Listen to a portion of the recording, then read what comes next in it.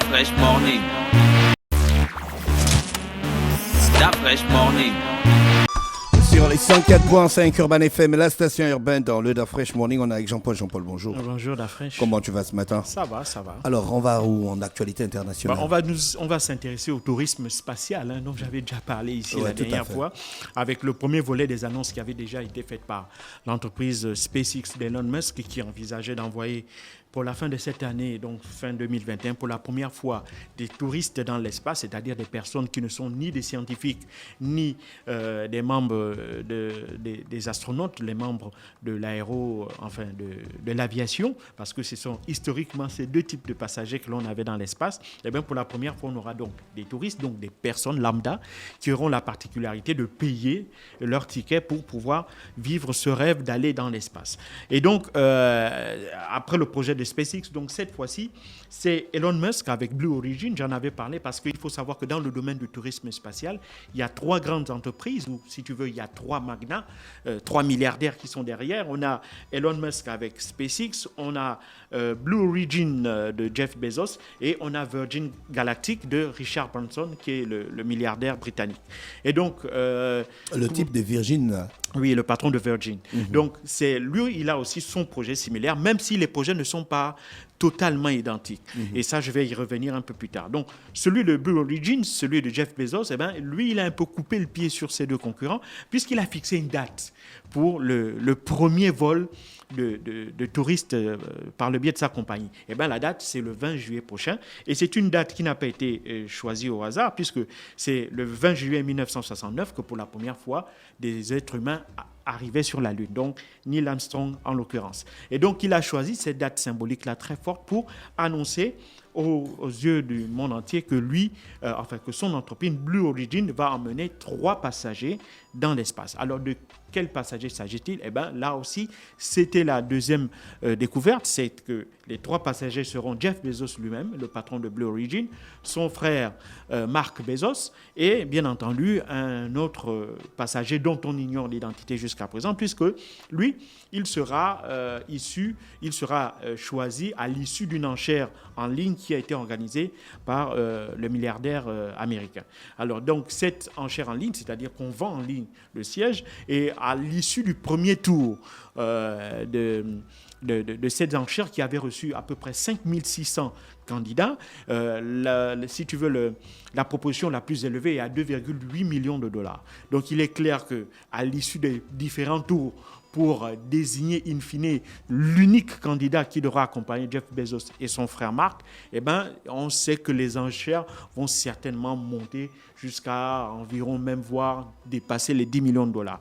Et surtout que pour le 3e passager, il s'agit aussi d'entrer dans l'histoire. Parce que autant au début des années 60, avec le début de l'ère spatiale, Yuri Gagarin est rentré dans l'histoire comme étant le premier homme à être hors de l'orbite terrestre, donc aller dans l'espace, on aura pour la première fois 3 personnes qui ne sont ni des scientifiques ni des pilotes, donc des personnes de ce domaine-là en particulier, qui seront les premiers à aller dans un cadre purement touristique, à se rendre dans l'espace. Et donc c'est justement sur cet effet-là que va jouer l'entreprise Blue Origin, surtout pour montrer que même si elle avait pris du retard par rapport à SpaceX, SpaceX qui, on le sait, est l'unique entreprise américaine qui envoie des spationautes américains et européens dans l'espace. On l'a vu à plusieurs reprises avec la fusée Dragon. On sait que Elon Musk travaille avec ses équipes pour évidemment accélérer la cadence concernant le tourisme spatial. Parce que justement, Elon Musk va se servir, ou l'entreprise SpaceX va se servir des fusées Dragon. C'est le modèle de fusée Dragon qui est justement lancé par SpaceX.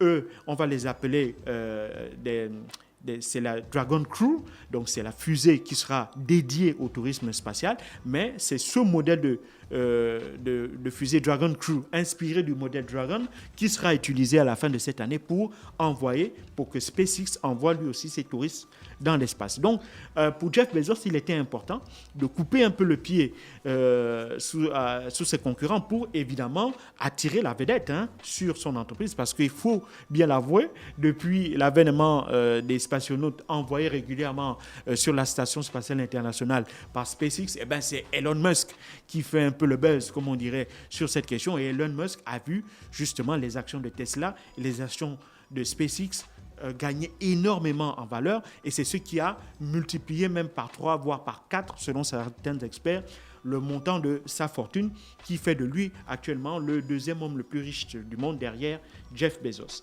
Et donc pour le milliardaire américain, il fallait absolument recentrer son entreprise au devant de cette problématique-là, d'envoyer pour la première fois des touristes dans l'espace. Maintenant, évidemment, on sait que au mois de mai dernier, en fait, Blue Origin avait réussi des tests, et ces tests-là avaient montré qu'effectivement, ils avaient la capacité d'aller dans l'espace et de revenir. Maintenant, ce que va faire Blue Origin, à la différence de SpaceX et à la différence de Virgin Galactic, c'est-à-dire que les fusées Blue Origin vont véritablement aller dans l'espace. C'est-à-dire que l'objectif, c'est de sortir de l'atmosphère terrestre, atteindre à peu près les 100 km d'altitude, et à partir de là, ils vont faire un tour complet de la Terre. Donc les passagers seront véritablement dans l'espace, puisqu'ils pourront observer la Terre depuis leur fusée. Et puis, à la différence maintenant, comme je le dis, de SpaceX veut aller plus loin dans le tourisme. Eux, ils vont non seulement aller dans l'espace, mais aller soit sur la station spatiale internationale, parce qu'ils ont l'intention d'amener un touriste visiter la station spatiale internationale. J'en avais parlé, c'est un milliardaire japonais. Eux, ils vont aller soit au niveau de la station spatiale internationale, qui se trouve à peu près à 300 km d'altitude, ou aller même au-delà jusqu'à la Lune, faire un tour autour de la Lune, puis revenir sur Terre. Ça, c'est le projet de SpaceX. Le projet de Virgin Galactic, lui, il est un peu moins ambitieux que celui de Blue Origin ou de SpaceX. Lui, il se contente de vous emmener entre 80 et 100 km pour vous faire vivre véritablement l'expérience de l'apesanteur, toutes les expériences possibles, toutes les sensations possibles que l'on vit lorsque l'on est dans l'espace, sans pour autant être véritablement au-delà des 100 km d'orbite. Donc, c'est ça le projet de Virgin Galactic, et on sait aujourd'hui qu'à peu près, selon les informations annoncées par le milliardaire Richard Branson, c'est près de 600 réservations fermes qui ont été enregistrées par l'entreprise Virgin Galactic, même si on ne sait pas encore exactement à quel moment aura lieu ce premier vol inaugural là, de l'entreprise britannique. Mais évidemment, ce qui est sûr, c'est qu'avec ce vol, si tout se passe bien le 20 juillet prochain, Jeff Bezos, son frère, et le troisième invité seront les premiers touristes de l'histoire de l'aérospatiale, les premiers touristes arrivés dans l'espace, et cela va lancer officiellement l'ère du tourisme spatial. Il faut savoir que c'est un rêve, notamment de la plupart des gens, de rêver déjà de voler. C'est quelque chose qui est devenu monnaie courante, puisque tout le monde a la possibilité de prendre l'avion, mais jusqu'à présent, tout le monde n'avait pas la possibilité d'aller dans l'espace. C'était quelque chose qui était réservé à un petit groupe, à une élite, et là... Donc, ils construisent des appareils spéciaux. Oui, ce sont des engins spatiaux qui vont dans l'espace. Maintenant, évidemment, il faut aussi un peu ramener à dire une vérité. Ce ne sera pas un tourisme ouvert à tous, parce que quand on voit le prix du billet, il est clair que, par exemple, pour Virgin Galactic, les billets vont se faire aux alentours entre 200 000 et 300 000 $, ce qui n'est pas donné pour tout le monde. Par contre, pour SpaceX et pour Blue Origin, donc pour les fusées, pour SpaceX et Blue Origin, ça va être beaucoup plus cher, comme je l'ai dit, parce qu'évidemment, ils vont plus loin dans l'espace. Donc, ça va requérir beaucoup plus de moyens techniques et technologiques, parce qu'il va falloir surveiller minute par minute tout le déroulement du vol depuis le décollage jusqu'au retour sur Terre. Donc tout ça va faire que ça mobilise plus de moyens et donc ça coûte plus d'argent. Mais en l'occurrence ici, il s'agit de quelque chose d'extrêmement nouveau dans toute l'histoire de l'aérospatiale, puisque à partir du 20 juillet prochain, si tout se passe bien, l'ère de tourisme spatial sera officiellement lancée. Merci Jean-Paul qui revenait donc sur l'actualité internationale. Aujourd'hui, on parlait de science. Restez connectés dans Luda Fresh Morning, le réveil matinal, le plus de la capitale, sur la radio. Le plus de la capitale, on se retrouve juste derrière. Stop Fresh Morning.